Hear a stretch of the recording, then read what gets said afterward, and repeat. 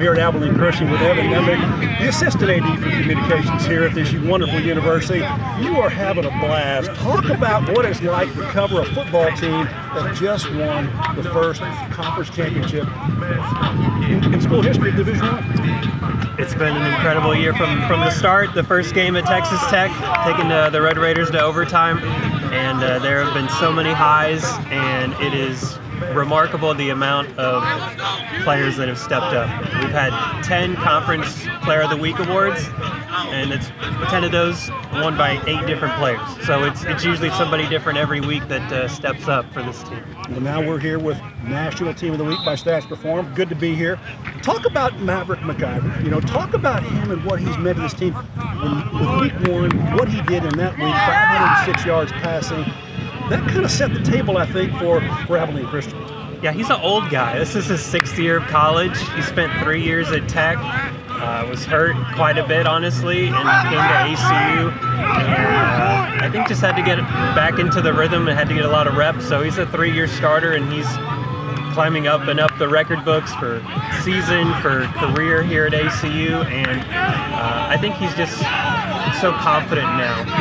Of course, a lot of people point to the new OC, Rick Bowie, and certainly the system is a big part of it. But Coach Bowie will say it's a player's game first. So Maverick has played really, really well. Now this offense is really very talented. Talk about the running game. You've got some very talented running backs. Sam Hicks is a dynamo. Coach Patterson said when he transferred from Central Michigan, at first he thought he was just getting a slot receiver, okay, and then and maybe some guy who could return kicks, and he turns into one of the top running backs, and he's closing in on 1,000 yards for the season. He's already set the record for most rushing yards in ACU's Division I era, and he's so elusive and incredible to watch.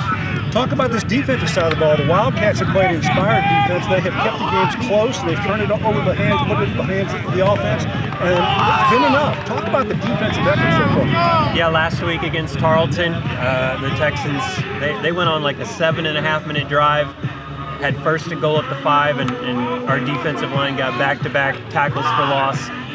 Forced them to kick a field goal, and then the offense got, a minute 48 was too much time for them to go down and score the game winner. So the defense, when they have needed to, they have stepped up, and those linebackers that came into the year, ACU lost their top 2 linebackers really before the year even started. One to injury and one he retired medically from football, and so you've had guys that had been in smaller roles but now into much bigger roles, and they've shined. Well, talk about Coach Patterson now and what he's done with his program. 3 short years, he's brought them a conference championship and really great leadership. Talk about him and what he means to this team and community. He is super genuine. That's the first thing I tell people is how he appears on camera or to media. Like that's who he is.